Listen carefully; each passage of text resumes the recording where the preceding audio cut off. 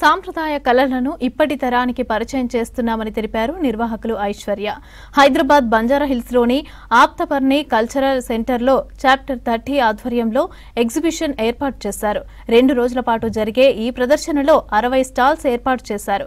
చేనేత వస్త్రాలు, made soaps, పల్లెటూర్లలో ఇండ్లల్లో ఉపయోగించే వస్తువులు ప్రదర్శనకు ఉంచారు. వివిధ రకాల పిండి వంటలు, హస్తకళలు, చెక్క కుర్చీలు, టేబుల్స్ అందుబాటులో ఉన్నాయన్నారు.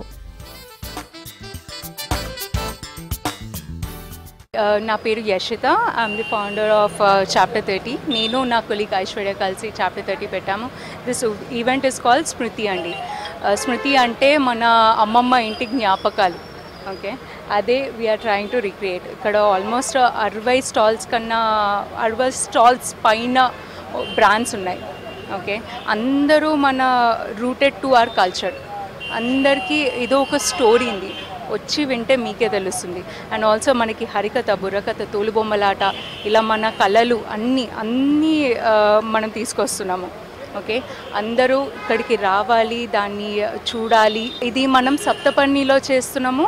October 25th and 26th morning 11 నుంచి 8 o'clock వరకు మేము ఓపెన్ ఉన్నాం. సో చేనేతలు ఉన్నాయి, హ్యాండీక్రాఫ్ట్స్ ఉన్నాయి, చిన్న అప్పటి కాలంలో మనం ఆడుకునే ఆ బొమ్మలు, పువ్వులు, మన రీజనల్ ఫ్లవర్స్ మాత్రమే.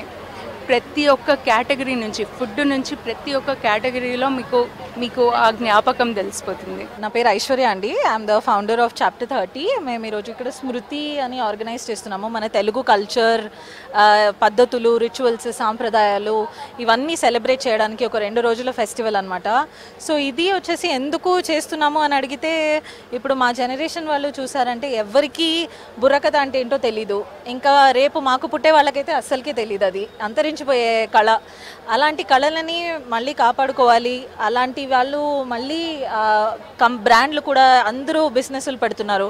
ఇలాంటి కళలను ఉపయోగిస్తూ హ్యాండ్లూమ్స్ కానీ, హ్యాండీక్రాఫ్ట్స్ కానీ, లేకపోతే అసలు మన తెలుగు కల్చర్ని ఇన్ జనరల్గా అది ఎలా అయినా బిజినెసెస్లో కానీ ఎనీథింగ్ మనం ఎలా ఇన్కార్పొరేట్ చేయొచ్చు అన్న ఒకటి అందరికీ చూపించాలి అని మేము ఇది స్టార్ట్ చేసాము. ఇప్పుడు ఇక్కడ ఉన్న 50+ స్టాల్స్ ఉన్నాయి మా దగ్గర.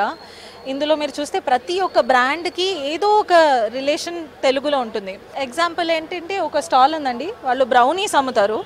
అది దానికి తెలుగుకి ఏంటి సంబంధం అంటే, వాళ్ళు బెల్లము, నువ్వులు వేసి బ్రౌనీస్ చేస్తున్నారు అనమాట. సో ఇలాంటి ఎలా అంటే ఎందులో అన్నా మనము మన కల్చర్ని మిక్స్ చేయొచ్చు, దాన్ని ఎలా అన్నా మనం ముందుకు తీసుకెళ్ళొచ్చు. ఈ అందరూ వెస్టర్నైజ్ అయిపోతున్నారు.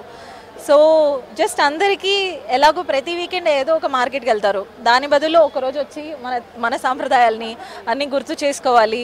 ఐఎమ్ అభిత కుస్మా అండి. సో నేను స్కిన్ విత్ ఫౌండర్ని. సో ఇవన్నీ న్యాచురల్ స్కిన్ కేర్ ప్రోడక్ట్స్. మన దగ్గర 100 times వాష్డ్ ఘీ క్రీమ్ ఉంది.